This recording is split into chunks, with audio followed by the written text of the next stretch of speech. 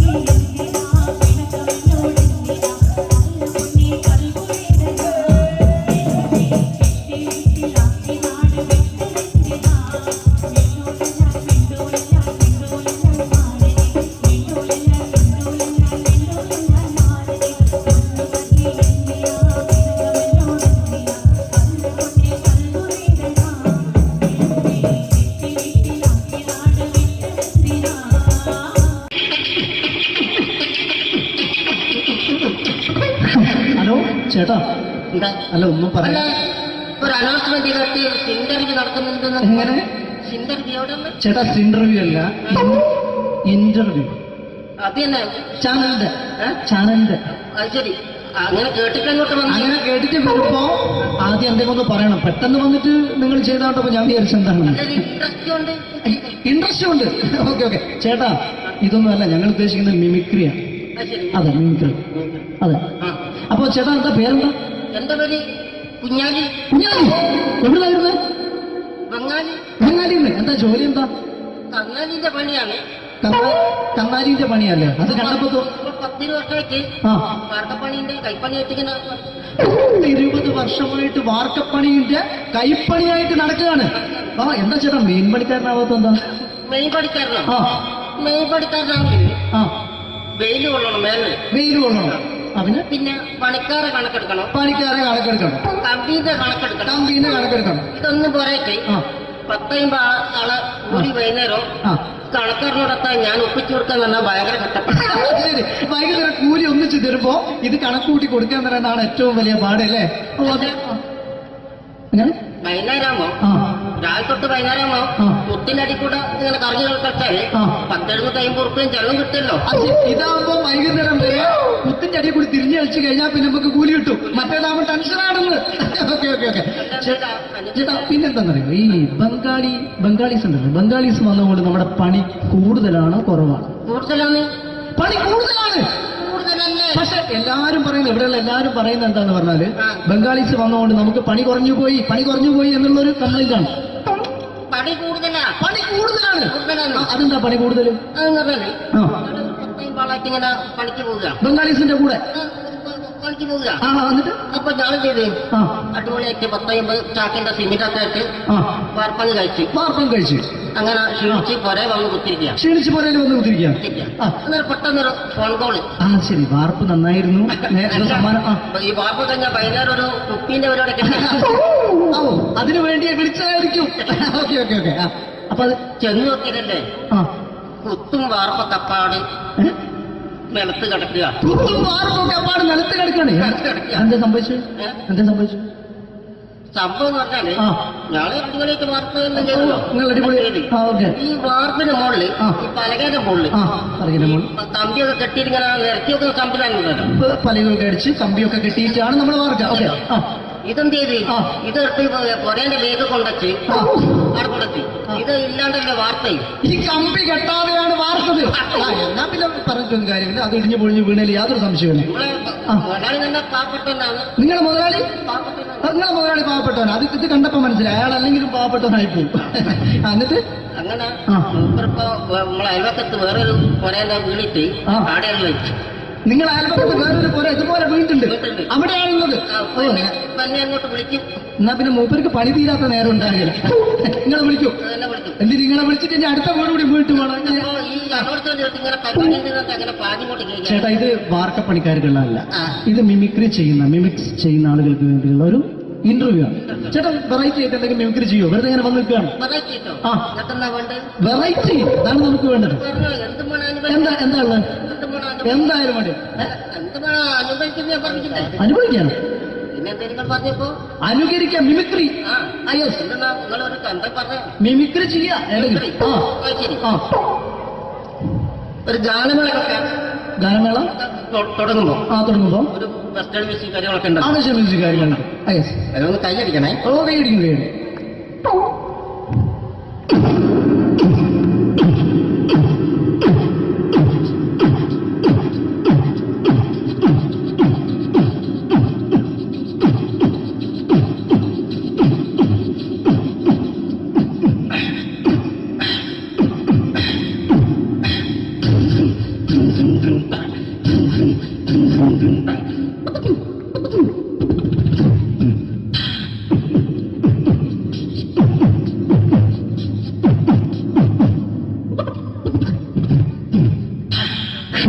അത് വളരെ വെറൈറ്റി ആയിട്ടുണ്ട്. അടുത്തതായിട്ട് എന്താണ് വ്യത്യസ്തമായിട്ടുള്ളത്?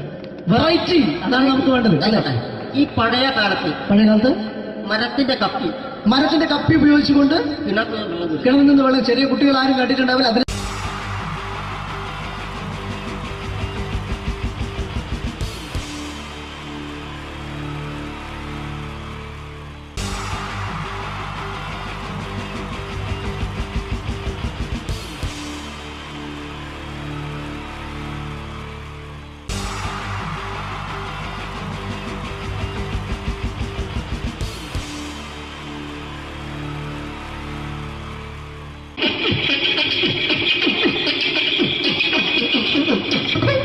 ഹലോ ചേട്ടാ, എന്താ അല്ല ഒന്നും അല്ല പറയാ.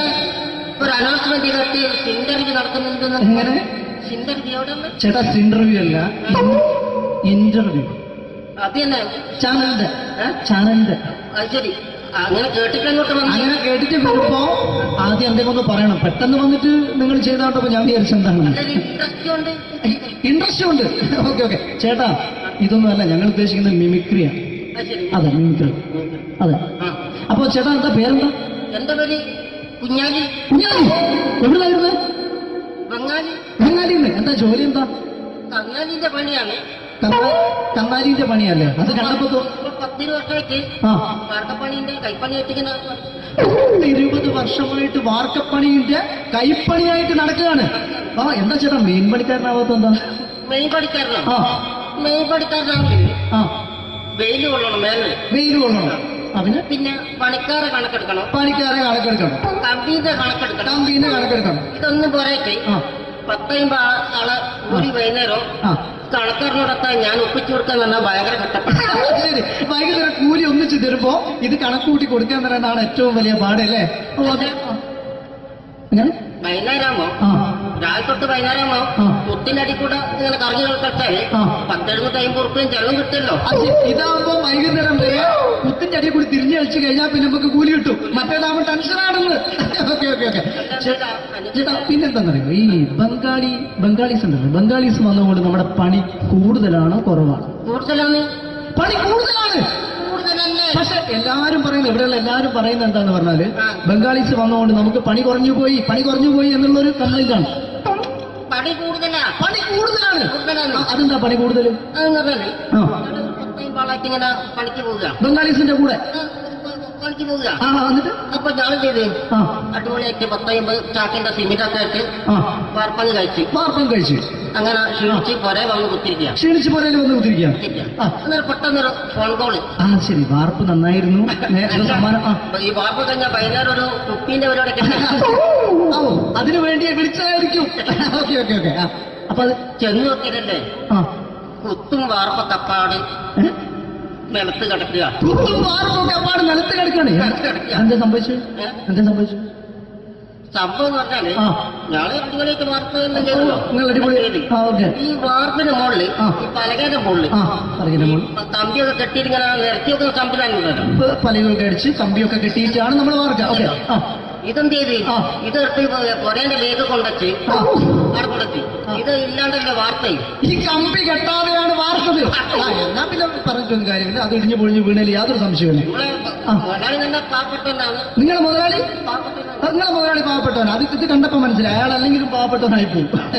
എന്നിട്ട് അങ്ങനെ ആ. മൂപ്പരിപ്പോ നമ്മളെ അയൽവക്കത്ത് വേറൊരു പൊരേന്റെ വീണിട്ട് ആ. ആടെയാണ് വെച്ച് നിങ്ങൾ അയൽപക്കത്ത് വേറൊരു പോലെ ഇതുപോലെ വീണ്ടുണ്ട്, വീട്ടുണ്ട്. അവിടെയാണുള്ളത്. ഓ തന്നെ അങ്ങോട്ട് വിളിക്കും. എന്നാ പിന്നെ മൂപ്പർക്ക് പണി തീരാത്ത നേരം ഉണ്ടാകില്ല. നിങ്ങളെ വിളിക്കും. തന്നെ വിളിക്കും. എന്തിന് നിങ്ങളെ വിളിച്ചിട്ട് ഇനി അടുത്ത വീട് കൂടി വീട്ടു പോകണം. അപ്പൊ ഈ അനോടത്തോടെ ഇങ്ങനെ പരിപാടി അങ്ങനെ പാഞ്ഞിങ്ങോട്ട് കേൾക്കാം. ചേട്ടാ ഇത് വാർക്കപ്പണിക്കാർക്കുള്ളതല്ല, ആ. ഇത് മിമിക്സ് ചെയ്യുന്ന ആളുകൾക്ക് വേണ്ടിയുള്ള ഒരു ഇന്റർവ്യൂ ആണ്. ചേട്ടാ വെറൈറ്റി ആയിട്ട് എന്തെങ്കിലും മിമിക്രി ചെയ്യോ? വെറുതെ ഇങ്ങനെ വന്ന് നിൽക്കുകയാണ്. പറയിട്ടോ ആ. എന്നിട്ടെന്നാ വേണ്ടത്? വെറൈറ്റി അതാണ് നമുക്ക് വേണ്ടത്. പറഞ്ഞോ, എന്ത് വേണം എന്താ ഉള്ളത്? എന്ത് വേണം എന്തായാലും വേണ്ടി എന്ത് വേണം അനുഭവിക്കുന്ന ഞാൻ പറഞ്ഞിട്ടില്ലേ? അനുഭവിക്കാൻ, പിന്നെ എന്തെങ്കിലും പറഞ്ഞപ്പോ അനുകരിക്കാം, മിമിക്രി. ആ യെസ്, എന്തെന്നാ നിങ്ങളൊരു എന്താ പറഞ്ഞ മിമിക്രി ചെയ്യാ. മിമിക്രി. ആ ശരി. ആ ഒരു ഗാനമേളൊക്കെ ഗാനമേള തുടങ്ങുമ്പോ തുടങ്ങുമ്പോ ഒരു വെസ്റ്റേൺ മ്യൂസിക് കാര്യങ്ങളൊക്കെ ഉണ്ട്. ആവശ്യ മ്യൂസിക് കാര്യങ്ങളുണ്ട്. യെസ്, അതൊന്ന് കൈയടിക്കണേ. ഓ കൈയടിക്കും.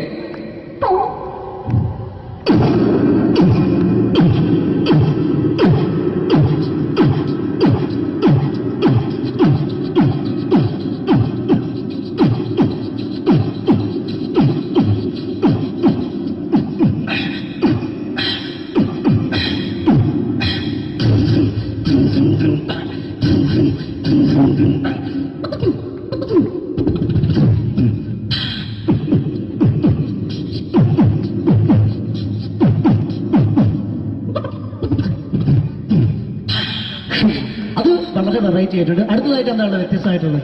വെറൈറ്റി, അതാണ് നമുക്ക് വേണ്ടത് അല്ലേ? ഈ പഴയ കാലത്ത് പഴയ കാലത്ത് മരത്തിന്റെ കപ്പി ഉപയോഗിച്ചുകൊണ്ട് കിണറ് കിണറിൽ നിന്ന് വെള്ളം, ചെറിയ കുട്ടികൾ ആരും കണ്ടിട്ടുണ്ടാവില്ല. അതിൽ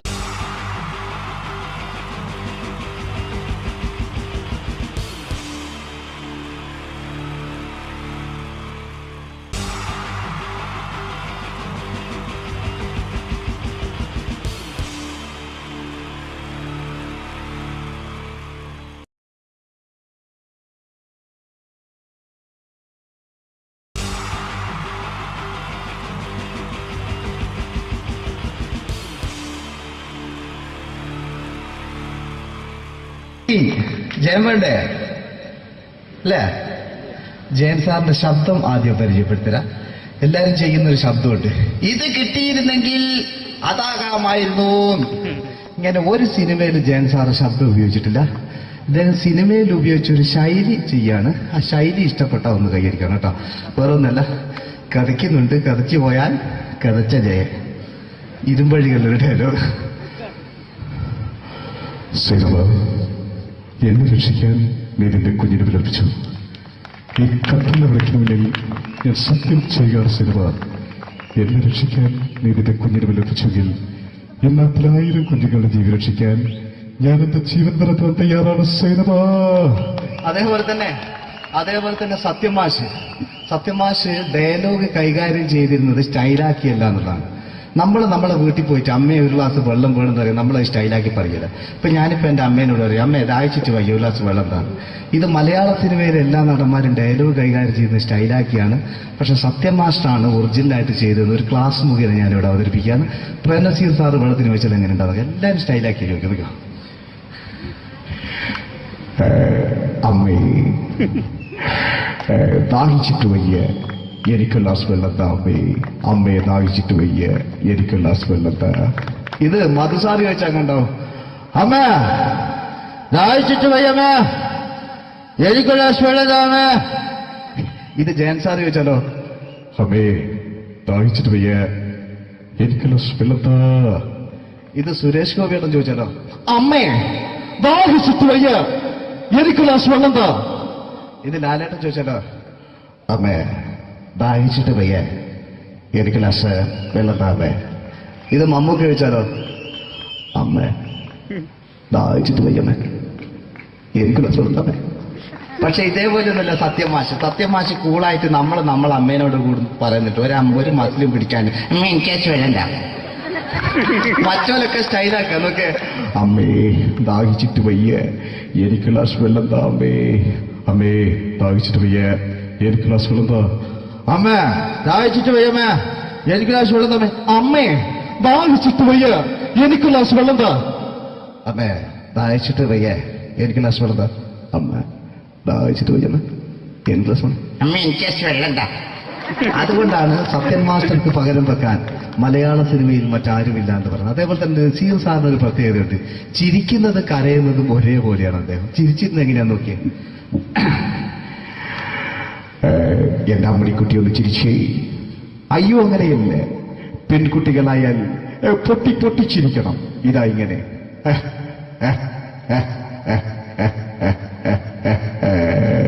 മണ്ടിപ്പെണ്ണേ.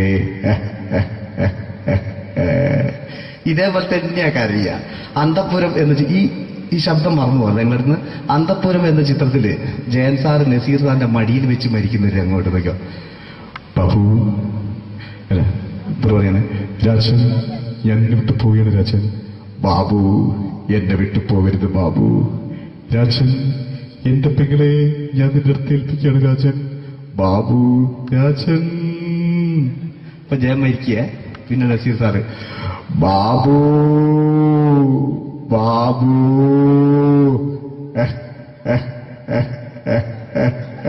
ബാബു. ആ താളവട്ടത്തിലെ സംഭാഷണമൊക്കെ നമ്മൾ ഒരിക്കലും മറക്കൂല. അതുപോലെ തന്നെ ചിത്രത്തിലൊരു ചിരിയുണ്ട്, വെള്ളടിച്ച് പറയുന്നൊരു ഡയലോഗുണ്ട്. ഓർമ്മ ഉണ്ടെന്നറിയില്ല, ഒന്ന് ചെയ്തു നോക്കാം.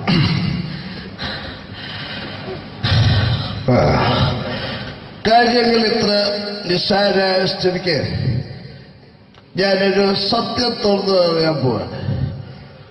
ഞാൻ ആരുമല്ല. ആരും അതെന്തോ വിഷ്ണു? അതല്ല, ഞാൻ ആരുമല്ല. ഒരു സംശയം ചോദിച്ചോട്ടെ, ഈ കസന്തി ജന്മനാണ് ഇങ്ങനെയായിരുന്നോ?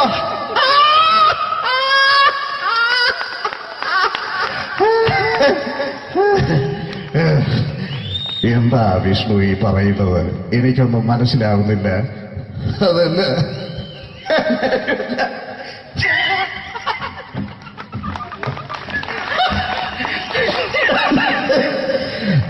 സാറേ,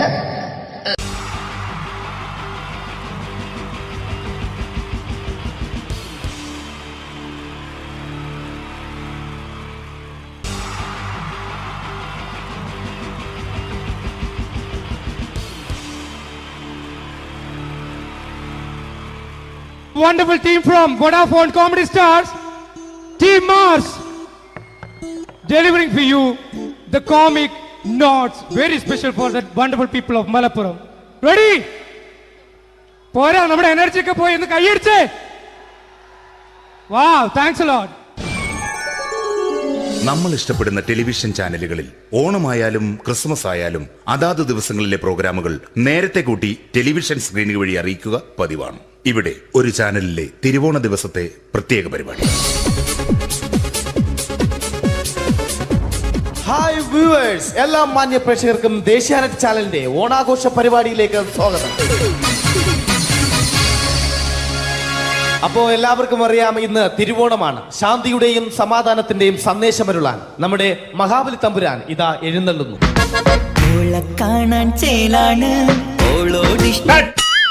എന്തുവാടെ ഈ പാട്ട് എടുത്തിരുന്നത്? എടാ, ക്രിസ്മസിനുള്ളതാണത്.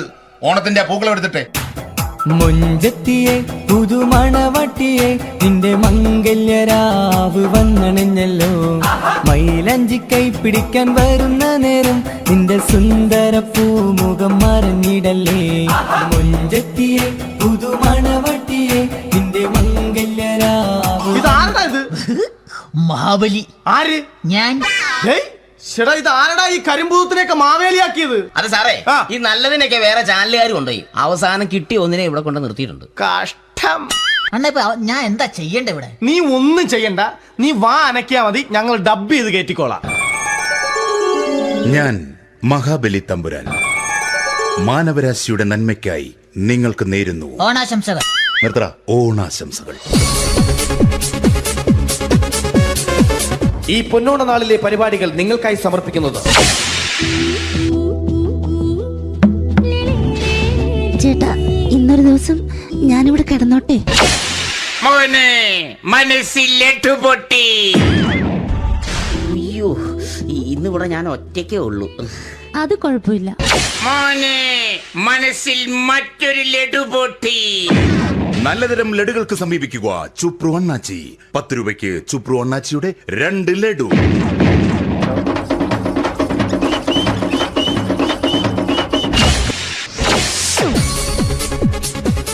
പതിനൊന്ന് 30 സീരിയൽ താരങ്ങൾ പങ്കെടുക്കുന്ന പ്രേതോത്സവം.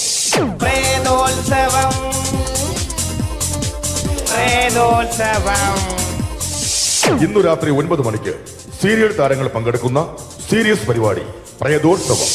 ഇന്നത്തെ എപ്പിസോഡ് മാറ്റി വയ്ക്കാൻ എത്തുന്നത് റീന ആന്റണി നയിക്കുന്ന ടീം സാമ്പാറിന്റെ അതിശയിപ്പിക്കുന്ന പ്രകടനം.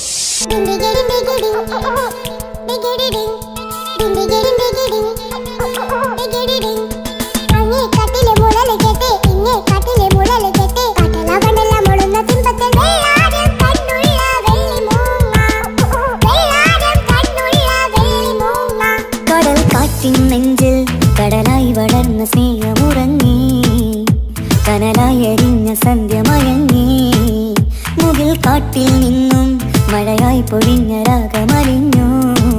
റീന ആന്റണിയുടെ ഈ പെർഫോമൻസ് കഴിഞ്ഞപ്പോ പ്രേതോത്സവത്തിന്റെ സ്റ്റുഡിയോ ഫ്ലോർ തകർന്നു വീണ് 9 ആഴ്ചത്തേക്ക് ഷൂട്ടിംഗ് നിർത്തിവെച്ചിരിക്കുന്നു. എറണാകുളത്ത് നിന്നും ക്യാമറമാൻ അർത്തിക്കുട്ടിക്കൊപ്പം ബിജു. 11 മണിക്ക് സ്ത്രീ പ്രേക്ഷകരുടെ ഇഷ്ട പരമ്പര.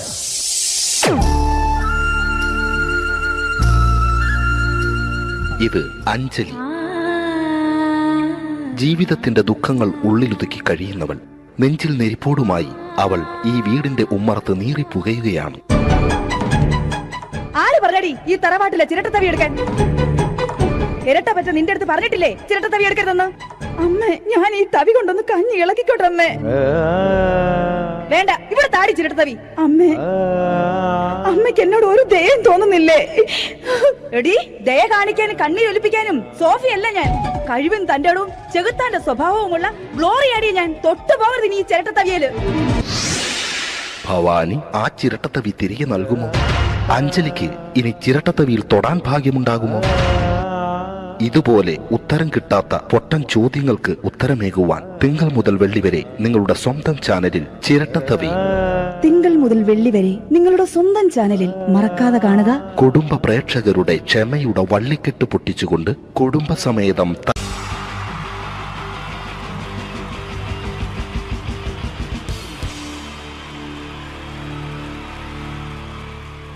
ഇതെന്റെ വിധി, നിങ്ങളുടെയും.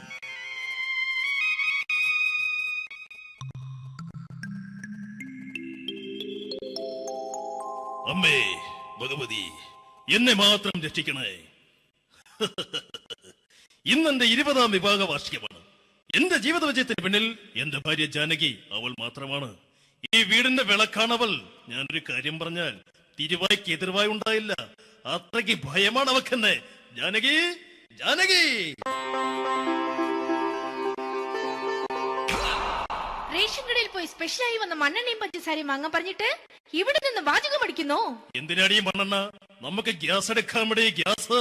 അതെന്താ ഇപ്പോഴങ്ങനെ തോന്നാൻ? നീ കുടുംബത്തിന്റെ വിളക്കല്ലേ. നീ അടുക്കളയിൽ നിന്ന് കത്തുന്നത് എനിക്ക് കാണണം. നിങ്ങൾ അറിഞ്ഞോ മനുഷ്യ, 7 വർഷങ്ങൾക്ക് ശേഷം സൗദാമിനിയുടെ കെട്ടിയോ ഗൾഫിൽ നിന്ന് വന്നു. അമ്മേ, അതിന് നിങ്ങൾ എന്തിനാ ഞെട്ടിയത്? ജാനു, അത്താഴം മുടങ്ങിയവന്റെ വിഷമം ഊണ് തരാത്തവൾക്കറിയില്ലടി. രാഘവേട്ടാ, ഉണ്ണി ജയിൽ ചാടി.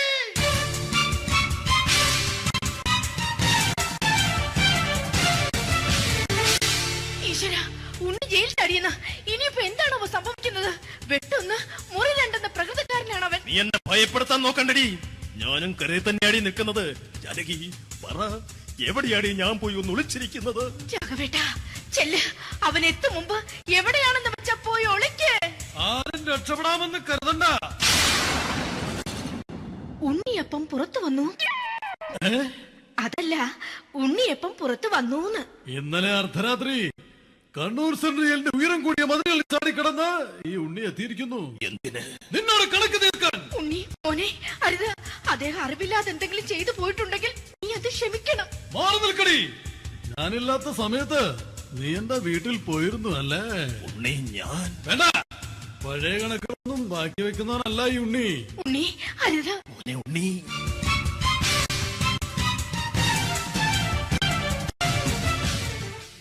നീ വരി. ഞാൻ ജയിലിൽ കിടന്നപ്പോ നീ എന്റെ ഭാര്യയുടെ അടുത്ത് നമുക്ക് അരി മേടിക്കാൻ കൊടുത്തു 150 റുപ്യ. ഞാൻ ജയിലിൽ പോണതിന് മുമ്പ് നമ്മൾ ഷെയർ ഇട്ട് അടിച്ച 350 റുപ്യ, മൊത്തം 500 രൂപ. ഞാൻ പിടി. ഞാൻ കണക്ക് പറഞ്ഞ് വരലേട്ടെ. കണക്ക് തീർന്ന്. പോട്ടെ അച്ചി, പോട്ടെ അണ്ണ. വൃത്തികെട്ടവൻ വെറുതെ എന്നെ കൊതിപ്പിച്ചു കളഞ്ഞു. ആ ജാനകി, വല്ലാത്ത വിശപ്പ്. നീ ചെന്ന് കഞ്ഞി എടുത്തു വെക്ക്. ആ ശരി. ഞാൻ പുറത്തു പോയി വല്ലതും കഴിച്ചിട്ട് വരാം.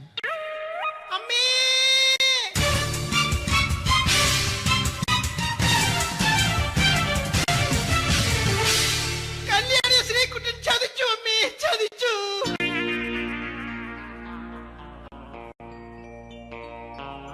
എടാ ശ്രീകുട്ട, നീ എന്തിനത് ചെയ്തു?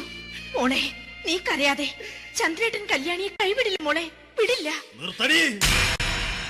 ആരാടി കല്യാണി? ആരാടി ഈ ശ്രീകുട്ടൻ? പുതിയതായി തുടങ്ങിയ സീരിയലിലെ നായകനും നായികയും അണച്ചാ. സീരിയല് സീരിയല് സീരിയല് സീരിയൽ എന്നൊരു വാക്ക് ഇനി ഈ വീട്ടിൽ മിണ്ടിപ്പോകരുത്. പിന്നെ പരമ്പര മലയാളത്തിൽ പറഞ്ഞാ മതി. മോളെ രാധേ, നിന്റെ പഠിപ്പൊക്കെ എങ്ങനെ പോകുന്നു? അങ്ങനെ പോകുന്നച്ചാ. അങ്ങനെ പോയിട്ട് കാര്യമില്ല. ഈ വർഷവും നീ പരീക്ഷയ്ക്ക് തോറ്റാൽ ഏതെങ്കിലും ഒരു വായി നോക്കിക്കൊണ്ട് നിന്നെ ഞാൻ കെട്ടിക്കും. ജാനകി, ഒന്ന് പറഞ്ഞ് മനസ്സിലാക്കി കൊടുക്കണേ. അതേ മോളെ, നിന്റെ അച്ഛനെ കൊണ്ട് അമ്മയെ കെട്ടിച്ചതുപോലെ. അച്ഛാ, ഈ വീട്ടിൽ നടക്കുന്ന കാര്യങ്ങൾ വലുതും അച്ഛൻ അറിയുന്നുണ്ടോ? ഇന്നലെ ആ തകഴിയിൽ പ്രേംകുമാർ എന്റെ തിരുനെറ്റിയിൽ ചുംബിച്ചു. ഞാനിത് വിശ്വസിക്കില്ല. എന്തുകൊണ്ട്? കേവലം 3 അടി പൊക്കം മാത്രമുള്ള അവൻ ഇത്രയും പൊക്കമുള്ള നിന്റെ തിരുനെറ്റിയെ ചുംബിച്ചെന്ന് പറഞ്ഞാൽ അത് വിശ്വസിക്കാൻ ഞാൻ അത്ര മണ്ടനല്ല. അച്ഛാ, പ്രേംകുമാറിന്റെ ബുദ്ധിമുട്ട് മനസ്സിലാക്കി ഒരല്പം താന്നു കൊടുത്തതിൽ എന്താ തെറ്റ്? മോളെ, ഇത്രയ്ക്കായ സ്ഥിതിക്ക് എത്രയും പെട്ടെന്ന് നിന്റെ കല്യാണം നടത്താൻ ഞാൻ തീരുമാനിച്ചു. ഏതായാലും ആ ജാതകം കണിയാരെ വിളിച്ച് ഇവിടെ മോദകം ഒന്ന് കാണിക്കണം. അല്ല, ആ മോഹനം കണിയാരെ വിളിച്ച് ഇവിടെ ജാതകം ഒന്ന് കാണിക്കണം. അമ്മാവാ, അല്ല, ഇതാരാ ഈ വന്നിരിക്കുന്നത്? ജാനകി, നോക്കടി, ഇതാരാ വന്നിരിക്കുന്നെന്ന് നിനക്ക് മനസ്സിലായില്ലേ? ഇല്ല. മോളെ രാധേ, നിനക്ക് മനസ്സിലായില്ലേ? ഇല്ലച്ചാ, എനിക്ക് മനസ്സിലായില്ല. ആരാച്ചാ ഇത്? എനിക്കും മനസ്സിലായില്ല. ആരാടാ നീ? കിഴക്കേപ്പറമ്പിൽ ശാരദാമ്മയ്ക്ക് വടക്കേപ്പറമ്പിൽ ചെല്ലപ്പന് ജനിച്ച പടിഞ്ഞാറേപ്പറമ്പിൽ രഘുനാഥൻ എന്ന രവിയേട്ടൻ. രവിയേട്ടൻ അധികം ഇവിടെ നിന്ന് സംസാരിക്കണ്ട. സംസാരിച്ചാൽ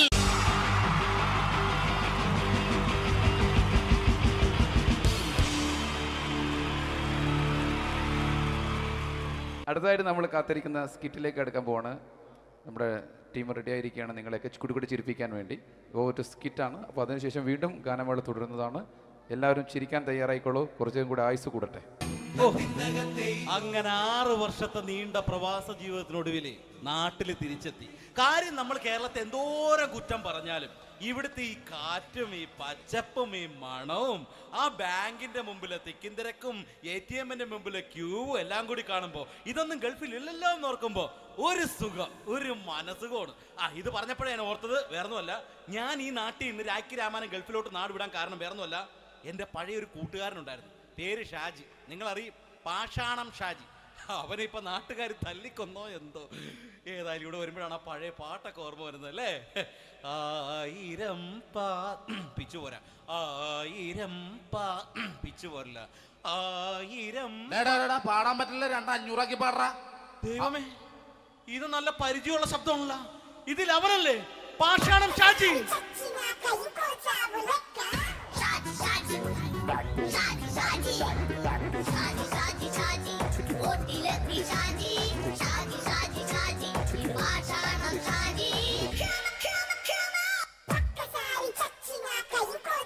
പൊന്നുമോനെ വേണ്ടാട്ടാ, വേണ്ടാട്ടാ.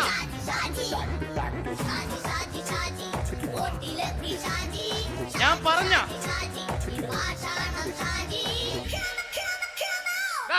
നീ എന്തിനാ എന്നെ കാണുമ്പോ ഓടാത്? എന്തൊട്ട് എന്തോടാൻ? നിന്നെ കാണുമ്പോ പിന്നെ ഓടാണ്ട് നിന്റെ പഴയ സ്വഭാവം ഇങ്ങനെ മാറിയിട്ടില്ലല്ലേ? നിന്റെ കവറൊക്കെ പിടിച്ചിട്ട് എവിടെ നിന്ന്? ഞാൻ കണ്ണമാലിപ്പള്ളി പെരുന്നാളിന് പോയതാ. കണ്ണമാലിപ്പള്ളി പെരുന്നാളിന് പോയിട്ട് എന്താണ് ഈ കവറൊക്കെ പിടിച്ചോണ്ട് വന്നത്? പെരുന്നാൾ മുടങ്ങിപ്പോയി. എങ്ങനെ? ഞാൻ അവിടെ ചെന്നപ്പോ പ്രദർശനം വരുമായിരുന്നു, വഴിതെറ്റിച്ചു വിട്ടു. ഇപ്പൊ 3 ദിവസമായിട്ട് പ്രദർശനം പള്ളി കയറില്ല എന്ന് പറഞ്ഞ അച്ഛനും കൂട്ടി ഓടി നടക്കേ. എന്റെ പൊന്നു ഷാജി, ഇതൊക്കെ എന്ത് കാര്യത്തിന് കാണിച്ചു കൂട്ടണടാ? ഒരു സുഖം, ഒരു മനസ്സുഖം. നമ്മൾ ഇവിടെ തകർക്കാൻ പോകുന്നു. എന്റെ പൊന്നെ, നീ ഒറ്റയ്ക്ക് അങ്ങോട്ട് തകർത്തേച്ചാൽ മതി. നീ ഒറ്റ ഒരു ഇടപാടുമില്ല. നീ ഒറ്റ ഒരുത്തൻ കാരണമാണ് ഞാനും രാജപ്പനും കൂടി രാഖി രാമായണം നാട് വിട്ട് ഇവിടുന്ന് പുറത്തോട്ട് പോയത്. രാജപ്പൻ എവിടെ പോയെന്നാ പറഞ്ഞ? പുറത്തോട്ട് പോയി. അവൻ അകത്താണ്. അകത്താ? നിങ്ങൾ രണ്ടുപേരും ഗൾഫിൽ പോയില്ലേ? അവന്റെ ബാഗിൽ ഞാൻ കഞ്ചാവ് കയറ്റി വെച്ചേച്ച് പിടിച്ചിപ്പോ അകത്ത് കിടക്കണവൻ.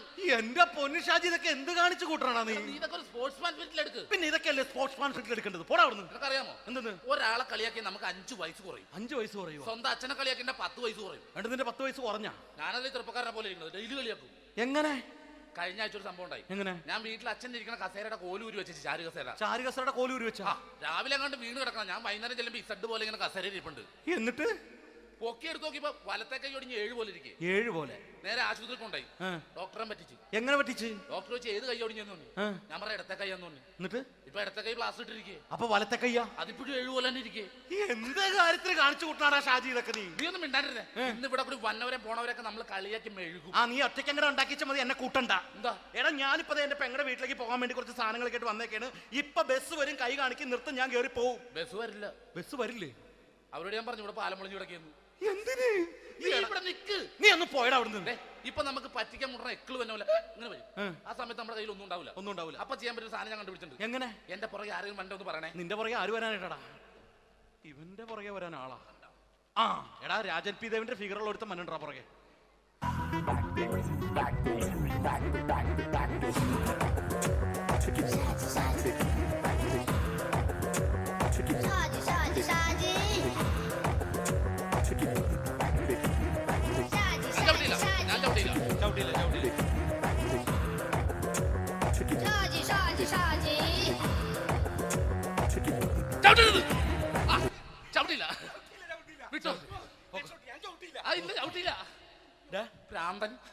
അതിനിവിടെ ഒന്നും ഇല്ലല്ലോ. അതാണ് ശൂന്യൻ നിന്നൊരു പറ്റിക്കല്. എന്റെ പൊന്നടോ, ഇതൊക്കെ ഇത് എവിടുന്ന് ഉണ്ടാക്കിക്കൊണ്ട് വന്നു നീ? നമ്മൾ ഒരുങ്ങി അങ്ങോട്ട് ഇറങ്ങണം. പിന്നെ ഒരുങ്ങി അങ്ങോട്ട് ഇറങ്ങണം. എന്താ? ആ ജോൺസൺ ഉണ്ട്. ഏത് ജോൺസൺ? എടാ, നമ്മൾ പണ്ട് 4 പേരായിരുന്നല്ല കമ്പനി. ഞാൻ, ജോൺസൺ, നീ, രാജപ്പൻ. സൈക്കിളുകാരന്റെ മോൻ. ഒരു ഫുള്ള് കിട്ടിയ നമ്മൾ 4 പേര് ഒരു ഷെയർ അടിക്കൂലേ? അവനിപ്പോ എന്റെ കൂടെ കുവൈറ്റിൽ വന്നു.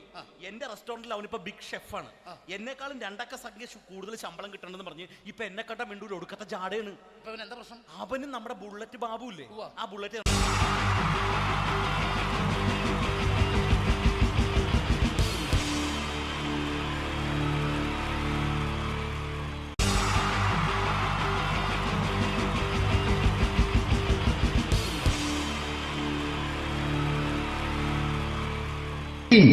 ജയൻ വേണ്ടേ അല്ലേ? ജയൻ സാറിന്റെ ശബ്ദം ആദ്യം പരിചയപ്പെടുത്തരാ. എല്ലാരും ചെയ്യുന്ന ഒരു ശബ്ദമുണ്ട്, ഇത് കിട്ടിയിരുന്നെങ്കിൽ അതാകാമായിരുന്നു. ഇങ്ങനെ ഒരു സിനിമയിൽ ജയൻ സാറ് ശബ്ദം ഉപയോഗിച്ചിട്ടില്ല. അദ്ദേഹം സിനിമയിൽ ഉപയോഗിച്ച ഒരു ശൈലി ചെയ്യാണ്. ആ ശൈലി ഇഷ്ടപ്പെട്ട ഒന്ന് കൈകരിക്കണം കേട്ടോ. വേറെ ഒന്നല്ല, കഥയ്ക്കുന്നുണ്ട്, കഥയ്ക്ക് പോയാൽ കഥച്ച ജയ. ഇരുമ്പഴികളുടെ ഡയലോഗ്. സൈനബ, എന്നെ രക്ഷിക്കാൻ നീ നിന്റെ കുഞ്ഞിനെ വിലപിച്ചു. ഈ കത്തുന്ന വിളക്കിന് മുന്നിൽ ഞാൻ സത്യം ചെയ്യുകയാണ് സൈനബ. എന്നെ രക്ഷിക്കാൻ നീ നിന്റെ കുഞ്ഞിനെ വിലപിച്ചെങ്കിൽ എന്നാൽ 1000 കുഞ്ഞുങ്ങളുടെ ജീവൻ രക്ഷിക്കാൻ ഞാൻ എന്റെ ജീവൻ നടത്താൻ തയ്യാറാണ് സൈനബ. അതേപോലെ തന്നെ സത്യമാഷ് ഡയലോഗ് കൈകാര്യം ചെയ്തിരുന്നത് സ്റ്റൈലാക്കിയല്ല എന്നുള്ളതാണ്. നമ്മൾ നമ്മളെ വീട്ടിൽ പോയിട്ട് അമ്മയെ ഒരു ഗ്ലാസ് വെള്ളം വേണമെന്ന് പറയും, നമ്മളത് സ്റ്റൈലാക്കി പറയില്ല. ഇപ്പൊ ഞാനിപ്പോ എന്റെ അമ്മേനോട് പറയും, അമ്മ ദാഹിച്ചിട്ട് വയ്യ ഒരു ഗ്ലാസ് വെള്ളം എന്താണ്. ഇത് മലയാള സിനിമയിലെ എല്ലാ നടന്മാരും ഡയലോഗ് കൈകാര്യം ചെയ്യുന്നത് സ്റ്റൈലാക്കിയാണ്. പക്ഷെ സത്യം മാസ്റ്ററാണ് ഒറിജിനലായിട്ട് ചെയ്തത്. ഒരു ക്ലാസ് മുഖേന ഞാനിവിടെ അവതരിപ്പിക്കുകയാണ്. പ്രേംനസീർ സാറ് വെള്ളത്തിന് വെച്ചാൽ എങ്ങനെ ഉണ്ടാവുക? എല്ലാവരും സ്റ്റൈലാക്കി ചോദിക്കുക. അമ്മേ, ദാഹിച്ചിട്ട് വയ്യ, എനിക്ക് ഗ്ലാസ് വെള്ളം താ അമ്മേ. അമ്മയെ ദാഹിച്ചിട്ട് വയ്യ, എനിക്ക് ഗ്ലാസ് വെള്ളം താ. ഇത് മധുസാറി ചോദിച്ചാൽ കണ്ടോ, അമ്മ ദാഹിച്ചിട്ട് വയ്യമ്മ, എനിക്ക് ഗ്ലാസ് വെള്ളം താ അമ്മ. ഇത് ജയൻ സാർ ചോദിച്ചാലോ, അമ്മേ ദാഹിച്ചിട്ട് വയ്യ, എനിക്ക് ഗ്ലാസ് വെള്ളം താ. ഇത് സുരേഷ് ഗോപിയോടും ചോദിച്ചാലോ, അമ്മേ ദാഹിച്ചിട്ട് വയ്യ, എനിക്ക് ഗ്ലാസ് വെള്ളം താ. ഇത് ലാലേട്ടൻ ചോദിച്ചാലോ, അമ്മേ ദാഹിച്ചിട്ട് വയ്യ, എനിക്ക് ഗ്ലാസ് വെള്ളം താ അമ്മേ. ഇത് മമ്മൂക്ക് ചോദിച്ചാലോ, അമ്മേ ദാഹിച്ചിട്ട് വയ്യമ്മേ, എനിക്ക് ഗ്ലാസ് വെള്ളം താ അമ്മേ. പക്ഷെ ഇതേപോലെ ഒന്നുമല്ല സത്യമാഷ് കൂളായിട്ട് നമ്മളെ അമ്മേനോട് കൂടി പറയുന്നിട്ട് ഒരു മസിലും പിടിക്കാൻ അമ്മ എനിക്ക് വേണ്ട. മറ്റോലൊക്കെ സ്റ്റൈലാക്കാം നോക്കെ. അമ്മേ ദാഹിച്ചിട്ട് വയ്യ, എനിക്ക് ഗ്ലാസ് വെള്ളം താ അമ്മേ. അമ്മേ ദാഹിച്ചിട്ട് വയ്യ, എനിക്ക് ഗ്ലാസ് വെള്ളം താ. അമ്മ ദാഹിച്ചിട്ട് വയ്യമ്മ, എനിക്ക് ഗ്ലാസ് വെള്ളം തമ്മേ. അമ്മേ ദാഹിച്ചിട്ട് വയ്യ, എനിക്ക് ഗ്ലാസ് വെള്ളം താ. അമ്മേ ദാഹിച്ചിട്ട് വയ്യ, എനിക്ക് ഗ്ലാസ് വെള്ളം താ. അമ്മ ദാഹിച്ചിട്ട് വയ്യമ്മ, എനിക്ക് ഗ്ലാസ് വെള്ളം. അമ്മ എനിക്ക് വെള്ളം താ. അതുകൊണ്ടാണ് സത്യൻ മാസ്റ്റർക്ക് പകരം വെക്കാൻ മലയാള സിനിമയിൽ മറ്റാരുമില്ല എന്ന് പറയുന്നത്. അതേപോലെ തന്നെ നസീർ സാറിന് ഒരു പ്രത്യേകതയുണ്ട്, ചിരിക്കുന്നത് കരയുന്നതും ഒരേപോലെയാണ് അദ്ദേഹം. ചിരിച്ചിരുന്നത് എങ്ങനെയാന്ന് നോക്കിയേ. എന്റെ അമ്മടിക്കുട്ടി ഒന്ന് ചിരിച്ചേ. അയ്യോ അങ്ങനെയല്ലേ, പെൺകുട്ടികളായാൽ പൊട്ടി പൊട്ടി ചിരിക്കണം. ഇതാ ഇങ്ങനെ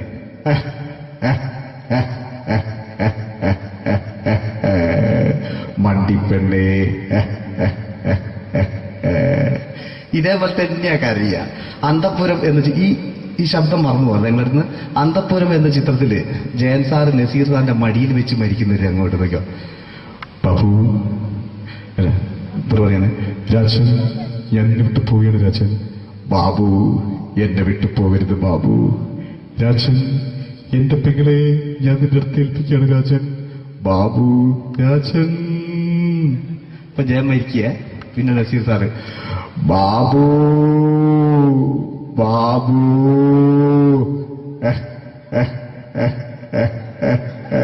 ബാബു. ആ താളവട്ടത്തിലെ സംഭാഷണമൊക്കെ നമ്മൾ ഒരിക്കലും മറക്കൂല. അതുപോലെ തന്നെ ചിത്രത്തിലൊരു ചിരിയുണ്ട്, വെള്ളടിച്ച് പറയാൻ ഒരു ഡയലോഗ്. ഓർമ്മ ഉണ്ടെന്നറിയില്ല, ചെയ്തു നോക്കാം.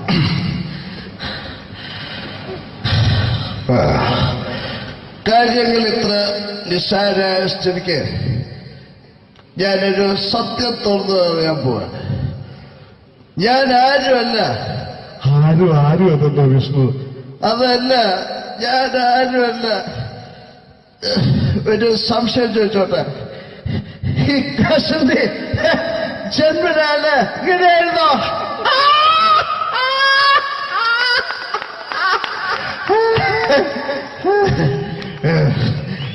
എന്താ വിഷ്ണു ഈ പറയുന്നത്?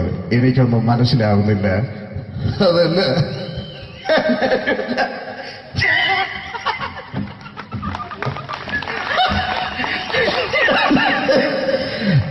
സാറേ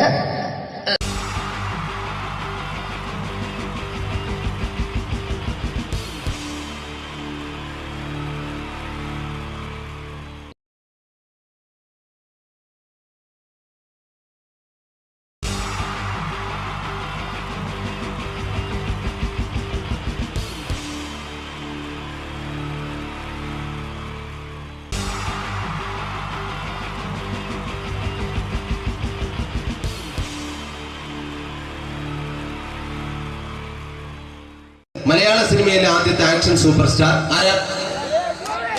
ജയൻ. ജയൻ. അദ്ദേഹത്തെ ഇമിറ്റേറ്റ് ചെയ്തുകൊണ്ട് 2 താരം കൂടി മലയാള സിനിമയിലെത്തി.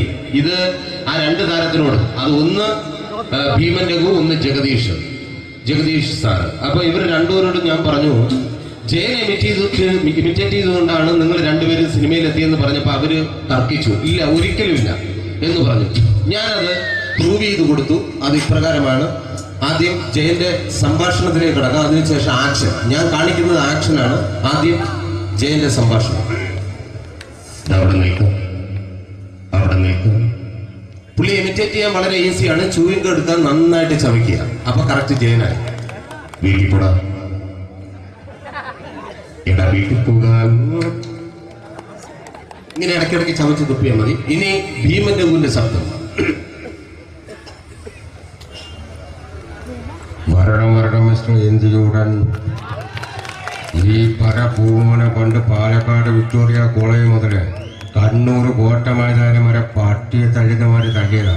കുറെ കാലമായടാ കൈയും കാലൊക്കെ നടക്കിയിട്ട്. ഇത്രയും പറയും. ലാലേട്ടന്റെ എന്നൊക്കെ വേഷടിയുമായിരിക്കും പോകും. ഇതാണ് എല്ലാ സിനിമകളിലും. ഇനി ജഗദീഷ് ചേട്ടൻ.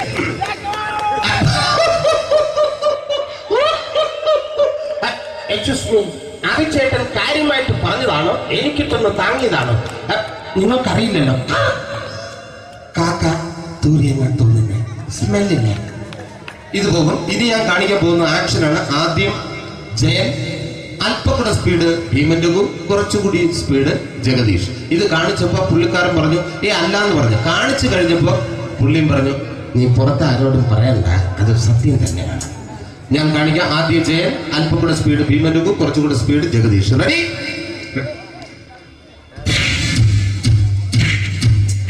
കുട്ടികൾക്ക് വളരെ പ്രിയങ്കരനായ ആ മജീഷ്യൻ മുരുകാടിന്റെ ശബ്ദം നമുക്കൊന്ന് കേൾക്കാം. വിഷ്ണു, മാജിക് എന്ന് പറയുന്നത് ഒരു ജാലവിദ്യയാണ്. റൈറ്റ്? വിഷ്ണു അങ്കിളിന്റെ കൈകളിലേക്ക് നോക്കുക. അങ്കിളിന്റെ കയ്യിൽ 10 രൂപ പോലുമില്ല. റൈറ്റ്? വേണിച്ചേട്ടന്റെ പോക്കറ്റിൽ ഒരു 10 രൂപ. ഇത് അങ്കിൾ വന്നപ്പോഴേ നോട്ടമിട്ടിരുന്നു. വിഷ്ണുവിന്റെ പോക്കറ്റിൽ ഒരു 100 രൂപയുമുണ്ട്. ഇതും അങ്കിൾ നോട്ടമിട്ടിരുന്നു. ഇനിയാണെങ്കിൽ മാജിക് കാണിക്കാൻ പോകുന്നത്. അങ്കിൾ 1, 2 തുടങ്ങി 10 വരെ എണ്ണുമ്പോഴേക്കും ഈ 2 നോട്ടും അടിച്ചു മാറ്റി അങ്കിളിന്റെ കീശയിലാക്കിയിരിക്കും. എന്നിട്ട് ഈ ഫ്ലോർ വിട്ട് ഓടിപ്പോയി പുട്ടും മുട്ടയും കഴിക്കും. This is magic. മാജിക് എന്ന് പറഞ്ഞാൽ ഒരു അടിച്ചു മാറ്റി പ്രക്രിയയാണ്. Thank you. പ്രേമൻ തിരുവനന്തപുരത്തുകാരനാണ്. അദ്ദേഹത്തിന് വേറൊരു ശൈലിയാണ്. ഏത് ഡയലോഗ് പറഞ്ഞാലും താല്പര്യമില്ലാത്ത രീതിയിലായിരിക്കും ഡയലോഗ് ഡെലിവറി. ഇപ്പൊ ലൊക്കേഷനിലൊക്കെ വെച്ചിട്ട് ചേട്ടാ ഇന്ന് നല്ല ബിരിയാണി ഉണ്ട്, നിങ്ങൾക്ക് 10 ലക്ഷം രൂപ ലോട്ടറി അടിച്ചെന്ന് കേട്ടല്ലോ. അങ്ങനെ താല്പര്യമില്ലാത്ത രീതിയിൽ ഡയലോഗ് പറഞ്ഞാൽ കറക്റ്റ് പ്രേമൻ ചേട്ടനാവും. പക്ഷേ ആ വട്ടിയോട്ടുള്ള ഏർപ്പാട് അത്ര ശരിയായില്ല കേട്ടോ. വട്ടിയൊട്ട് സൂക്ഷിക്കുക എന്ന ബോർഡ് വയ്ക്കുന്ന പോലെ ഇവിടെ കൊണ്ടുപറിക്കുന്ന കുട്ടികളുണ്ട് എന്ന് കൂടി എഴുതി വയ്ക്കുന്നത് വളരെ നന്നായിരിക്കും. എന്നാ പിന്നെ ഞാനങ്ങോട്ട് ബിന്ദു പണിക്കർ. റെഡി? എടാ ശോഭ, എനിക്ക് നിന്നോട് ഒരുപാട് കാര്യങ്ങൾ പറയാനുണ്ട്. പണ്ട് ഞാൻ കോളേജിൽ പഠിക്കുമ്പോ എനിക്കായിരുന്നു ക്ലാസ്സിൽ ഫസ്റ്റ്. പക്ഷെ റിസൾട്ട് വന്നപ്പോ ഞാൻ തോറ്റു. അതെങ്ങനെ അവറ്റൊക്കെ എന്നോട് സ്നേഹമില്ലല്ലോ. Thank you. Prakash Raj.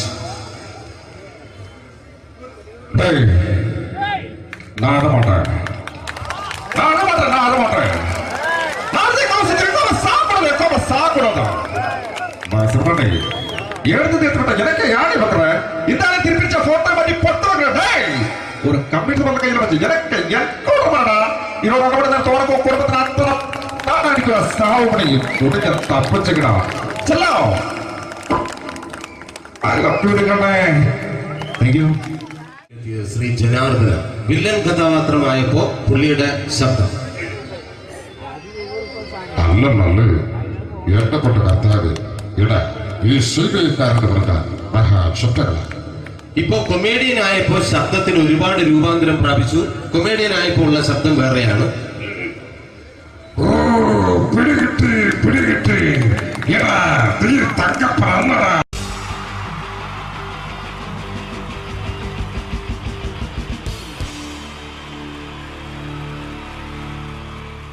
Cooking Jayan വേണ്ടേ അല്ലേ?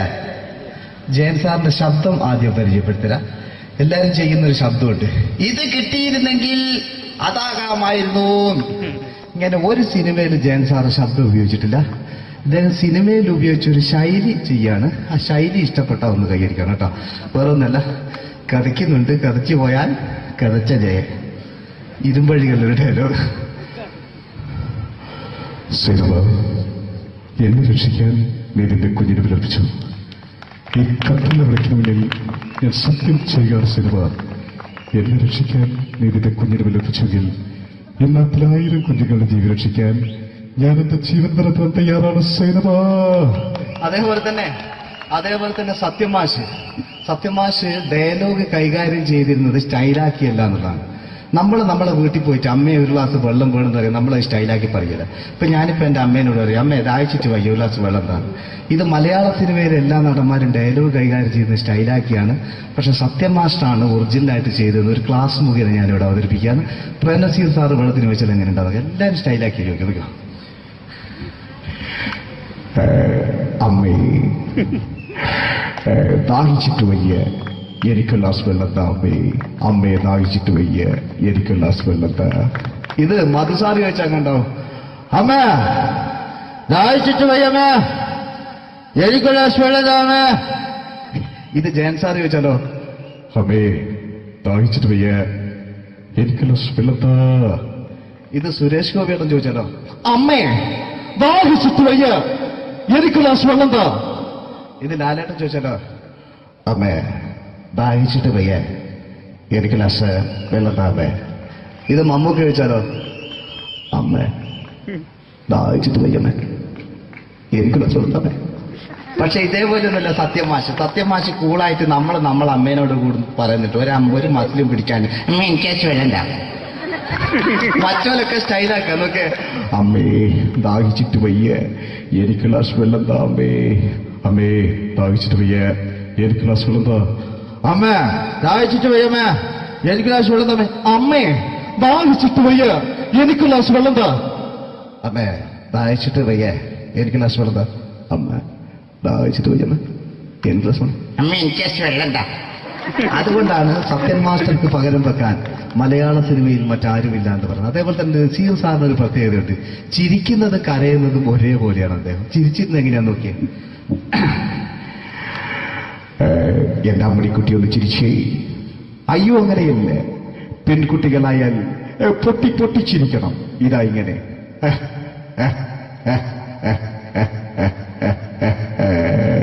മണ്ടിപ്പെണ്ണേ. ഇതേപോലെ തന്നെയാ കരയ. അന്തപ്പുരം എന്ന് ഈ ശബ്ദം മറന്നു പോകുന്നത് നിങ്ങളടുന്ന്. അന്തപ്പുരം എന്ന ചിത്രത്തില് ജയൻ സാറ് നസീർ സാറിന്റെ മടിയിൽ വെച്ച് മരിക്കുന്നവര് അങ്ങോട്ട് നോക്കോ. ബാബു അല്ല എന്താ പറയാണ്, രാജൻ ഞാൻ എന്നെ വിട്ടു പോവുകയാണ് രാജൻ. ബാബു എന്നെ വിട്ടു പോകരുത് ബാബു. രാജൻ എന്റെ പെങ്ങളെ ഞാൻ നിന്റെ അടുത്ത് ഏൽപ്പിക്കുകയാണ് രാജൻ. ബാബു രാജൻ. ഇപ്പൊ ജയൻ മരിക്കുക, പിന്നെ നസീർ സാറ് ബാബു ബാബു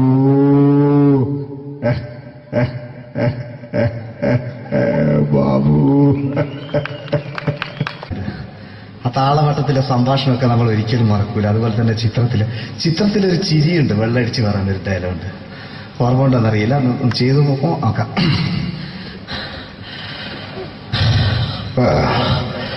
കാര്യങ്ങൾ ഇത്ര നിസ്സാരമായ സ്ഥിതിക്ക് ഞാനൊരു സത്യം തുറന്നു പറയാൻ പോവാ.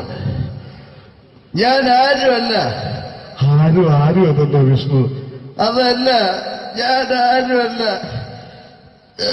ഒരു സംശയം ചോദിച്ചോട്ടെ, ഈ കസന്തി ജന്മനാണ് ഇങ്ങനെയായിരുന്നോ?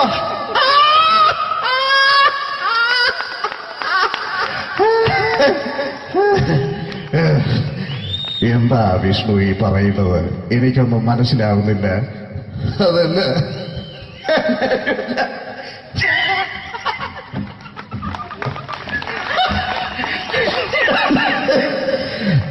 സാറേ